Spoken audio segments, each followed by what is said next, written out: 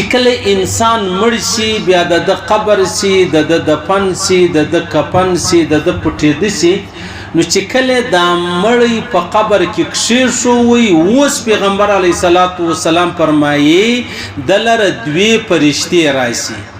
د یوې فرشتې نوم نکیر د دویمې فرشتې نوم منکر دی دا دوی راشي د الله رسول فرمایي دی راپورته کی دی په قبر کې کښېنوي بیا له ده څخه پوښتنه وکړي ورته ووایي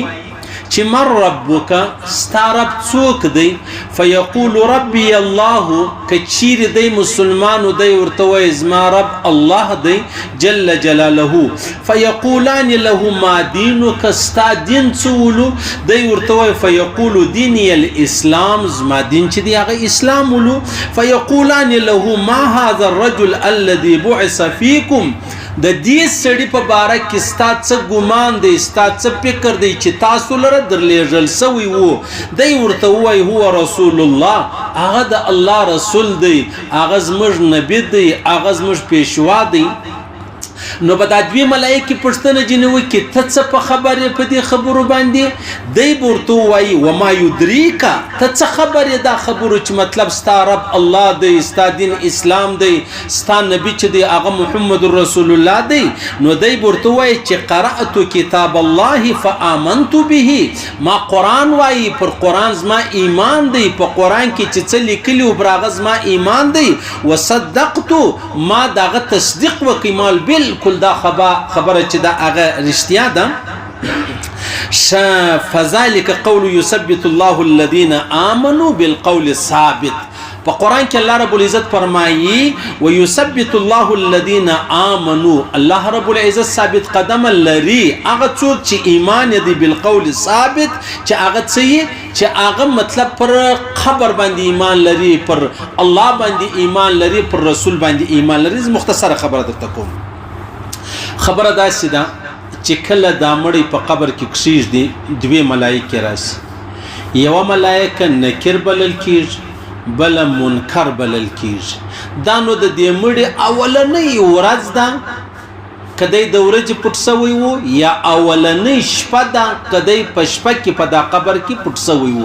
یعنې داسې شمار که لکه مړ چې یو کور لره ولاړ سو یو دکان لره ولاړ سو یو دفتر لره ولاړ سو مدرسې و خانقاه و مسجد لره ولاړ سو دغسې مطلب موږ یو یونیورسټۍ و کالج لره ولاړ سو نو موږ وایي دا زموږ اول شپه ده چې موږ یې په دې ځای کې تېروو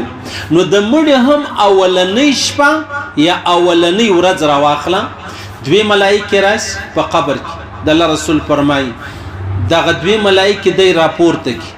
څنګه راپورته کی چې څنګه د قبر سره شای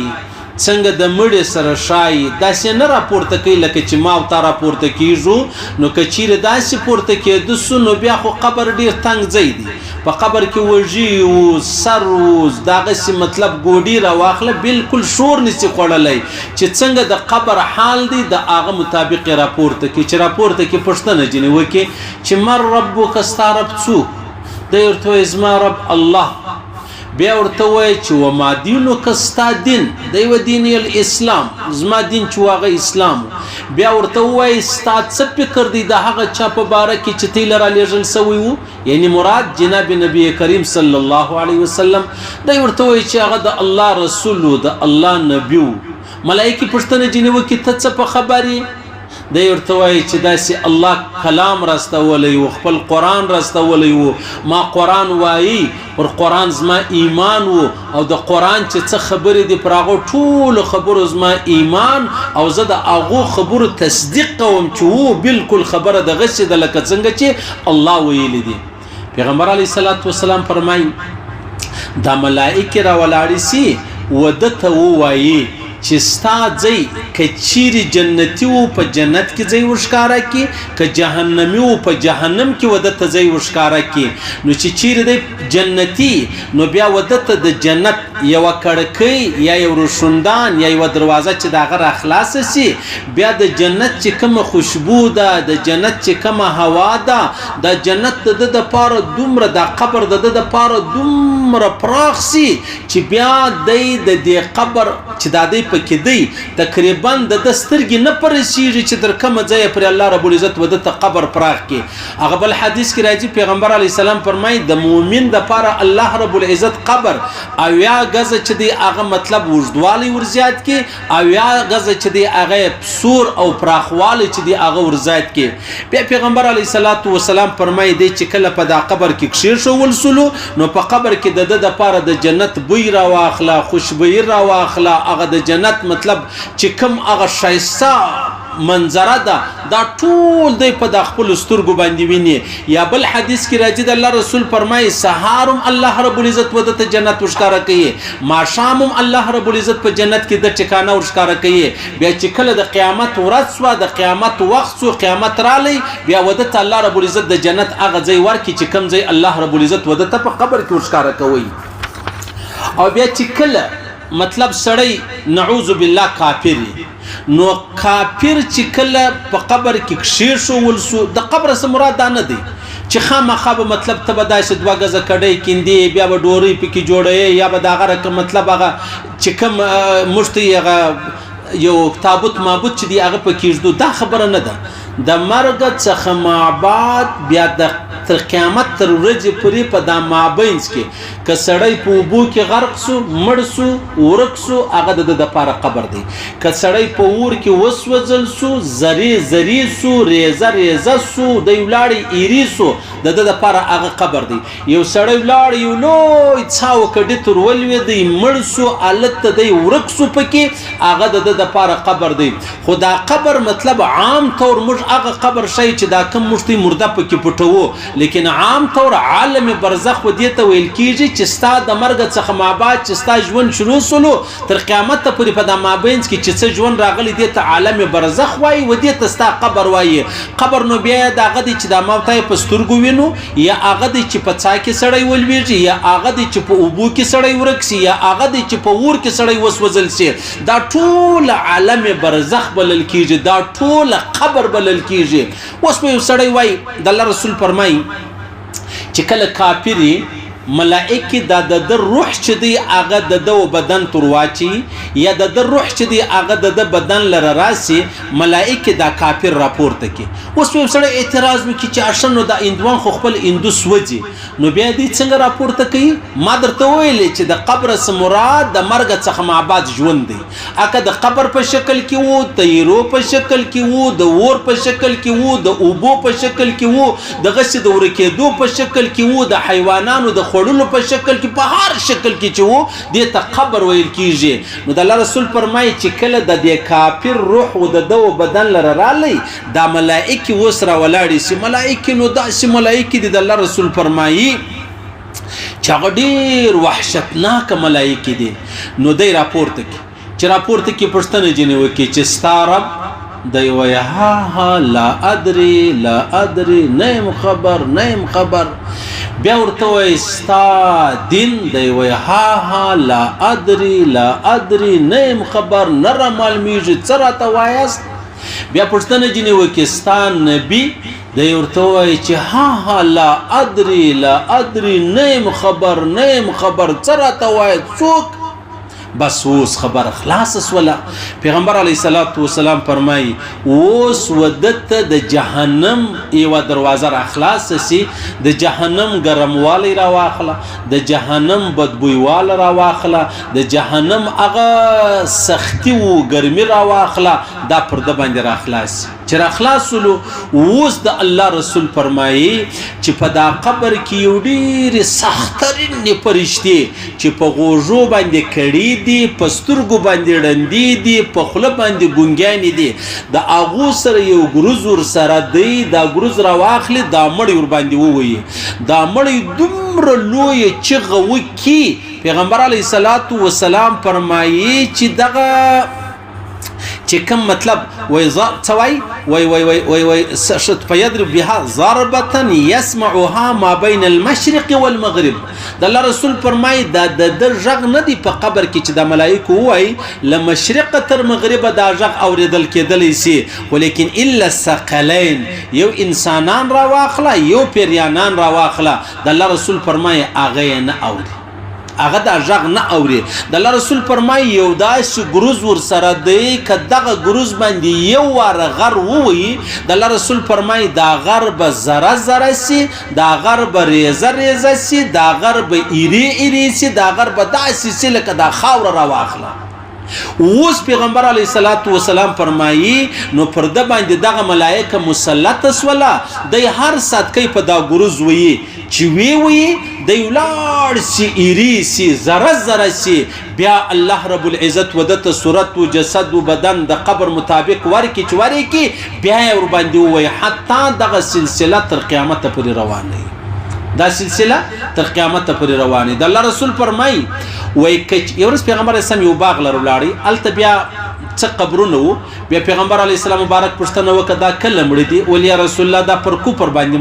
مړه دي 15 قبرونه دي. پیغمبر علیه السلام وفرمایل که زه چیرې پر تاسو نه بیرېدلای،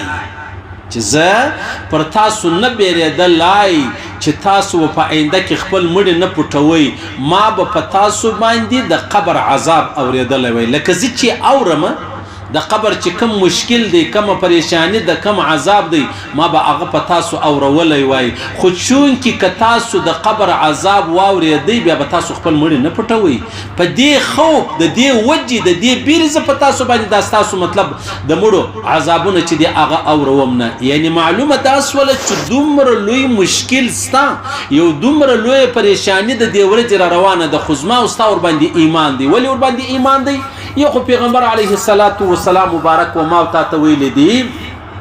بلکې خود پیغمبر علیه السلام به دا ویل چې اللهم انی اعوذ بک من عذاب قبر، یا الله زه د عذاب قبر څخه پناه غواړم، نجات غواړم، خلاصون غواړم. نو خو معلومه دا سوله چې په قبر کې عذاب چې دی هغه ستا. بیا په قرآن کې الله رب العزت فرمایي یثبت الله الذین آمنوا بالقول ثابت الی آخره. یعنی مطلب دا دی چې کوم څوک ایمان لري، اسلام لري، قرآن لري، پر الله، پر وحدانیت، پر رسول، د رسول پر ختم نبوت باندې ایمان دی، دا هغه د پر خبره دا ده چې دی به ثابت قدم وي په د خپل قبر کې. او بیا بل خبره دا ده د الله رسول فرمایي چې په قبر کې کله مؤمن کښېښول سو د هغه حال هغه دی، چې کله کافر کښېښول سو د هغه حال هغه دی. او یو بل خبره هم سته، بل حدیث کې راځي پیغمبر علیه السلام فرمایي یو مؤمن سو بل کافر سو. مؤمن خو جواب ورکړي د الله او د دین او د رسول، کافر جواب ورکړي چې نه الله را معلومیږي، نه رسول را معلومیږي، نه دین را معلومیږي. نو به یو دریم سړی هم له هغه به پوښتنه وکړي ستا رب؟ دی به ورته وایي زما رب خو زه نه یم په خبر، خو خلکو ویلی چې الله دی.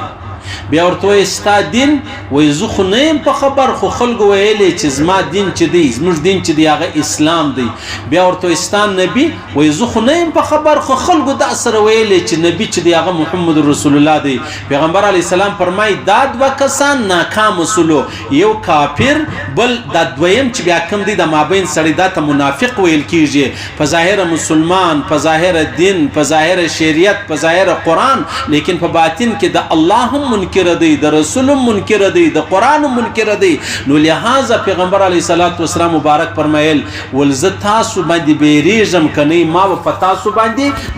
د قبر عذاب چې دی هغه اورولی وای، ما به تاسو ته د قبر عذاب چې دی هغه در ښوولی وای. وای ثم اقبل علینا بوجهه فقال تعوذ من عذاب النار. نو نور څه خو نسته، بس دغه دعا به هر وخت کوي چې یا الله د عذاب جهنم مې وساتې، یا الله د قبر د عذاب مې وساتې، یا الله د قبر چې کوم وحشت دی له هغه مې وساتې، د قبر چې کومه تنګي ده د هغه مې وساتې، یا الله رب العزت د قبر چې څه مشکلات دي، څه پریشانی دي له هغو ما وساتې. بیا په دې کې لویه خبره دا ده چې کوم سړی پر قبر باندې، عذاب قبر باندې ایمان لري، نو هغه بیا د قبر د پاره تیاری هم کوي. کم څوک چې پر عذاب قبر یا د قبر چې کم ژوند مشته الله او رسول ښوولی دی ایمان نه لري، هغه د قبر د پاره بیا تیاری هم نه کوي. نو لہذا پیغمبر علیه الصلاة والسلام فرمایي چې په قبر کې به دا فرشته پر د باندې مسلط دی، ډېرې بدې سترګې دي چې بد شکل دی، بد بد رنگ دی خو پستر ګړنده هم دا کړه هم دا پخله ګونګي هم دا بیا بر ولاړی چې دغه مړی بوي نو اوس خبره دا د په لا اله الا الله محمد رسول الله ما ته خلاصيږي نو چې ما ته د لا اله الا الله وای نو بیا بز ما استا څونه لوی غټي او نو ویلې څونه لوی تاوان دی ګوره په دنیا کې موږ د وشار سره خبره منو موږ ساينسدان دی انجینیر دی پو دی پلانې دی دلته ما ته د محمد رسول الله مبارک خبره ول نه منو چې هغه د ګرد کائنات پاک انسان دی محترم انسان دی معظم انسان دی مکرم انسان دی د الله له جانب یو ډیر نازول انسان دی د الله خبري او ما ته کړی دی موږ به ولې د پیغمبر علی السلام خبري نه منو نو لہذا ما ته به د خپل قبر د پاره تیاری کوو د قبر تیاری داغه د چې ما ته به د الله حکمونه د پیغمبر علی السلام طریقې په خپل ژوند کې راولو چې د الله حکمونه او طریقې د محمد رسول الله په ژوند کې راوستلې په قبر کې به هم داغه الله د محمد رسول الله طریقې به او که په قبر کې زما او ستا مطلب ته کامیابی غواړي او په آخر دنیا کې ما ته الله او رسول نه پیژندل نو دا نسی کېدلی بالکل نسی کېدلی پیغمبر علی السلام فرمایي په خدای د زما قسم چې په دنیا کې ته په چا کې وې په آخرت کې او په هغو کې راپورته کېږي دا نسی کېدی چې په دنیا کې په دیندارو خلکو کې وې په دیندارو کې شمار او په آخرت کې په بېدینو کې شمار دا نسی کېدلی او دا نسی کېدلی چې یو سړی په دنیا کې بې دین دی او په آخرت کې په دیندارو کې راپورته کېږي قطعا نسی کېدلی نو لہذا معلومه دا سوه چې د قبر اولنۍ شپه او حضرت عثمان رضی الله تعالی عنہ به ډیر جړل پر قبر ولې جاړي ول دا د الله رسول فرمایي دا د آخرت اولنۍ سیړۍ ده اولنۍ سټیپ دی اولنۍ مطلب زما وستا هغه زینه ده چې ما تاب شور باندې جدو که اولنۍ قدم زما وستا کامیاب سو زپ مقدر شه بیا تر کامیابی تر انتها پر ورسېدلې او که چیرې په اول قدم سړی وشه کېدی گزار سو پات سو ناکام سو نو بیا شاته هم خبرې چې دغه خراب دی هغه تباه دی خیر الله رب العزت هر مسلمان له عذاب قبر وساتي زموږ قریبان عاجزان څمړي دي مشونه په خبر په قبر کې په عذاب دی الله رب العزت د خپل وحدانیت د خپل عظمت د خپل فضل د خپل رحمت په خاطر معافي ورته وکي الله دې عفو ورته وکي الله دې عذاب قبر جن لري کې مشتي چې کله قبر ته ورسیږي